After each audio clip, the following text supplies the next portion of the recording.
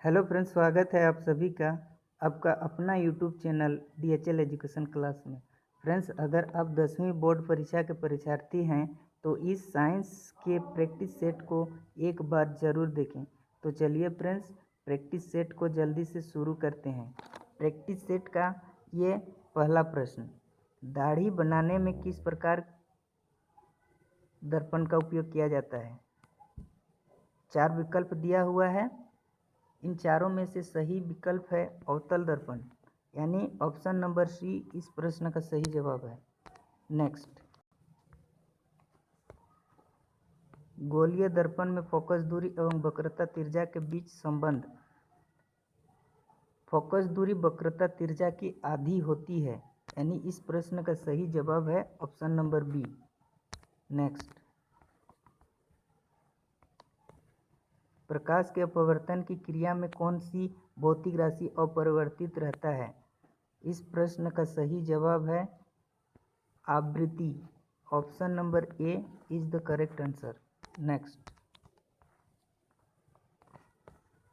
अवतल दर्पण से परावर्तन के बाद किरण किस बिंदु से होकर गुजरेगी। इस प्रश्न का सही जवाब है ऑप्शन नंबर बी, यानी फोकस से होकर गुजरेगी। नेक्स्ट, किसी दर्पण से वस्तु को कहीं भी रखने से वस्तु के बराबर आकार का सीधा प्रतिबिंब बनता है तो दर्पण होगा। इस प्रश्न का सही जवाब है ऑप्शन नंबर सी, यानी समतल होगा। नेक्स्ट, प्रकाश के अपवर्तन के कितने नियम हैं। इस प्रश्न का सही जवाब है 2। प्रकाश के अपवर्तन के 2 नियम हैं।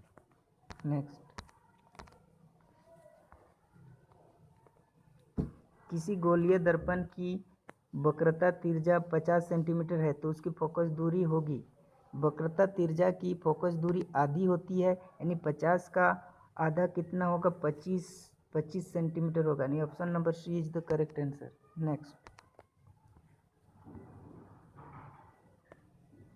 1 मीटर फोकस दूरी वाले उत्तल लेंस की क्षमता होगी, जबकि फोकस दूरी 1 सेंटीमीटर है तो P बराबर क्या होता है, P बराबर 1/f।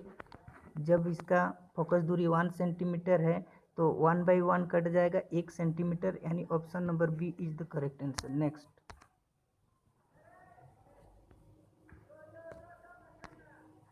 किसी उत्तल लेंस की फोकस दूरी हमेशा पॉजिटिव होती है। ऑप्शन नंबर बी इस प्रश्न का सही जवाब है। नेक्स्ट, प्रकाश का वेग न्यूनतम होता है। प्रकाश का वेग सबसे न्यूनतम होता है सघन माध्यम में, अर्थात इन चारों ऑप्शन में से सबसे सघन है कांच, यानी इस प्रश्न का सही जवाब है डी। नेक्स्ट, 4 डायोप्टर क्षमता वाले अवतल लेंस की फोकस दूरी होगी। लेंस की क्षमता 4 डायोप्टर दिया हुआ है तो P बराबर क्या होता है 1/f। f से इधर तिरछी गुना हो जाएगा, तिरछी गुना करने के बाद 100 4 f हो जाएगा, उसके बाद सेंटीमीटर में बदलेंगे तो इस प्रश्न का सही जवाब निकलेगा मेरा 25 सेंटीमीटर, यानी option number B is the correct answer. Next, किसी उत्तल लेंस का फोकस अंतर 50 सेंटीमीटर है तो उसकी क्षमता होगी, यानी लेंस की क्षमता P बराबर 1/f 1/f 1/50। तो इसको अब 1/f आधा, यानी इसको अब सेंटीमीटर में बदल देंगे तो 100 हो जाएगा, 150 दूनी 100, यानी इसका 2 डायोप्टर लेंस की क्षमता होगी, यानी option number D is the correct answer. Next,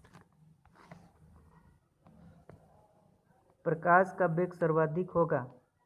प्रकाश का वेग सर्वाधिक विरल माध्यम में होता है, अर्थात इन चारों ऑप्शन में से सबसे विरल माध्यम निर्वात है, अर्थात option number D is the correct answer. Next,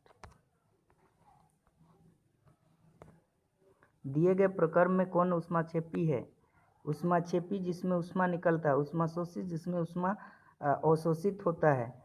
तो इस प्रश्न का सही जवाब है पाचन, यानी option number B is the correct answer. Next, chips के पैकेट में विकृत गंधीता से बचने के लिए कौन सी गैस डाली जाती है? 4 विकल्प दिया हुआ, इस चारों में से विकृत गंधीता से बचने के लिए चिप्स में नाइट्रोजन गैस डाली जाती है, यानी option number B is the correct answer. Next, जंग लगना किस प्रकार की अभिक्रिया है? यहाँ पर मिस्टेक हुआ टाइप में, यहाँ पर लगना होना चाहिए। तो इन प्रश्न का सही जवाब है संयोजन, यानी option number A is the correct answer. Next, दिए गए अभिक्रिया में किस पदार्थ का उपचयन हो रहा है? यहाँ पर जिंक ऑक्साइड प्लस कार्बन, अभिक्रिया के फलस्वरूप जिंक प्लस यहाँ पर कार्बन ओ छूट गया है, कार्बन मोनोऑक्साइड हो जाएगा। तो यहाँ पर उपचयन किसमें ऑक्सीजन का जोग हो रहा है? कार्बन में हो रहा है, अर्थात इस प्रश्न का सही जवाब हो जाएगा बी, यानी option number B is the correct answer. Next, दिए गए कौन सा रासायनिक समीकरण संतुलित है, यानी कौन सा समीकरण संतुलित है? इसमें पहला ऑप्शन है calcium hydroxide, carbon dioxide, calcium carbonate plus जल। तो यहाँ पर कैल्शियम कितना है? 2 है, और कैल्शियम 1 है, कैल्शियम 1 है, इधर भी कैल्शियम 1 है। यहाँ ऑक्सीजन 2 है और यहाँ 2, 4 हो गया। तो यहाँ भी ऑक्सीजन यहाँ कितना है? 3 है, और इधर 1, 4। ऑक्सीजन भी बराबर है। उसके बाद हाइड्रोजन इधर 2 है, हाइड्रोजन यहाँ भी 2 है, यानी पहला ही ऑप्शन मेरा ये संतुलित रासायनिक समीकरण है, इसीलिए पहला ही ऑप्शन सही है। नेक्स्ट,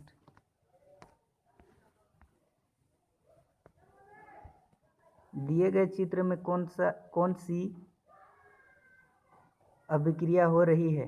यहाँ पर टाइप में थोड़ा मिस्टेक हुआ है, तो कौन सी अभिक्रिया हो रही है friends? Lead plus copper chlorine. तो लेड क्लोरीन प्लस कॉपर, यहाँ पर विस्थापित कॉपर हो रहा है, यानी कॉपर विस्थापित हो रहा है, यानी यहाँ पर ऑप्शन नंबर डी इस प्रश्न का सही जवाब है। ऑप्शन नंबर डी इस प्रश्न का सही जवाब है। नेक्स्ट, दिए गए पदार्थ में कौन गंधीय सूचक की तरह व्यवहार करता है? इस प्रश्न का सही जवाब है प्याज। प्याज ये गंधीय सूचक की तरह व्यवहार करता है। नेक्स्ट,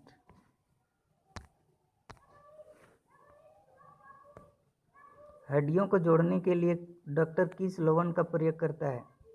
हड्डियों को जोड़ने के लिए डॉक्टर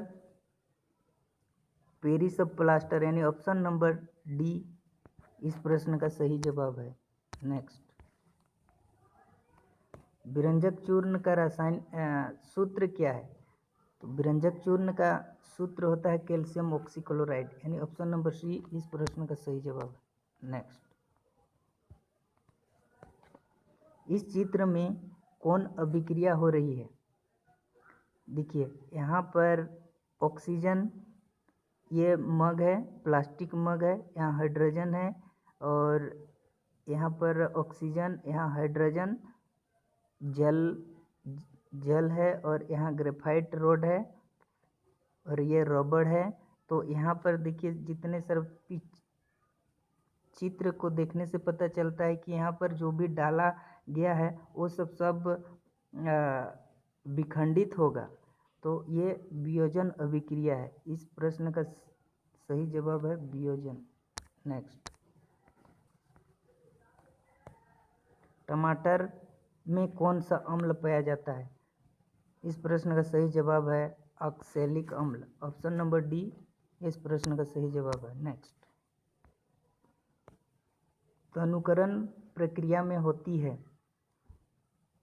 4 विकल्प दिया हुआ है, सही विकल्प है option number C hydrogen plus ion, यानी हाइड्रोजन धनायन अल्कोहल ऋणायन के सांद्रता में कमी, यानी ऑप्शन नंबर सी इस प्रश्न का सही जवाब है। नेक्स्ट, निम्नलिखित में कौन प्रकाशीय वियोजन का उदाहरण है? प्रकाशीय वियोजन अभिक्रिया, यानी बड़ा अणु टूटकर जो दो या दो से अधिक छोटे छोटे अणु का निर्माण करते हैं, उसे ही वियोजन अभिक्रिया कहते हैं। तो यहाँ पर इस प्रश्न का सही विकल्प है ऑप्शन नंबर ए, यानी ऑप्शन नंबर ए इस प्रश्न का सही जवाब होगा। नेक्स्ट, अमीबा अपने किस अंग से भोजन ग्रहण करता है? इस प्रश्न का सही जवाब है कूटपात, यानी option number C is the correct answer. Next, पाचन प्रक्रिया में वसा का इमल्सीकरण कौन करता है? तो इसका सही जवाब है पित्त, यानी पित्त वसा का इमल्सीकरण करता है। नेक्स्ट, निम्नलिखित में किस जीव में स्वपोषी पोषण होता है? आम में स्वपोषी पोषण होता है। इस प्रश्न का सही जवाब है ऑप्शन नंबर डी। नेक्स्ट, मानव हृदय में कितने कोष्ठ होते हैं? मानव हृदय में 4 कोष्ठ होते हैं। ऑप्शन नंबर डी इस प्रश्न का सही जवाब है। नेक्स्ट, श्वसन वर्णक में किससे कहते हैं? यानी श्वसन वर्णक किससे कहते हैं? हीमोग्लोबिन को श्वसन वर्णक कहते हैं। ऑप्शन नंबर बी इस प्रश्न का सही जवाब है। उत्सर्जन तंत्र की क्रियात्मक इकाई क्या है? वृकाणु, यानी इस प्रश्न का सही जवाब है वृकाणु। नेक्स्ट, वृक्क की क्रियाशीलता कम होने पर रक्त को शरीर से बाहर निकालकर छानने की प्रक्रिया क्या कहलाती है? अपवहन, यानी छानने की प्रक्रिया क्या कहलाती है? अपवहन। इस प्रश्न का सही जवाब है ऑप्शन नंबर बी। नेक्स्ट, जनन की मूल घटना क्या है? जनन की मूल घटना है डीएनए की प्रकृति का बनना, यानी ऑप्शन नंबर सी इस प्रश्न का सही जवाब है। नेक्स्ट, दिया गया चित्र किस प्रकार के जनन को दर्शाता है? यहाँ पर बहुत सारे देखिए यहाँ खंडित खंडित है, तो इस प्रश्न का सही जवाब होगा बहुखंडन। याद रखिए option number A is the correct answer. Next, नर जुग्मज तथा मादा जुग्मक के संलयन को क्या कहते हैं? निषेचन, यानी option number A is the correct answer. Next, लड़कों में यौवनावस्था के लक्षणों का नियंत्रण कौन हार्मोन करता है? टेस्टोस्टेरन। इसी में लड़कों में यौवनावस्था के लक्षणों का नियंत्रण टेस्टोस्टेरन ही करता है, यानी ऑप्शन नंबर ए इस प्रश्न का सही जवाब है। नेक्स्ट, सौर स्थिरांक का मान क्या है? सौर स्थिरांक का मान है 1.4 किलोवाट पर वर्ग मीटर, यानी ऑप्शन नंबर ए इस प्रश्न का सही जवाब है। नेक्स्ट, जैव गैस का मुख्य घटक क्या है? जैव गैस का मुख्य घटक है मीथेन, यानी option number D is the correct answer. Next, महासागर तापीय ऊर्जा प्राप्त करने के लिए महासागर के पृष्ठ के जल का ताप 2 मीटर की गहराई के जल के ताप में कितना का अंतर होना चाहिए? इस प्रश्न का सही जवाब है option number A 20 degree Celsius. Option number A इस प्रश्न का सही जवाब है। नेक्स्ट, इस वीडियो में यही 40 क्वेश्चंस था। वीडियो पसंद आया तो लाइक एंड शेयर ज़रूर कीजिएगा। Thank you.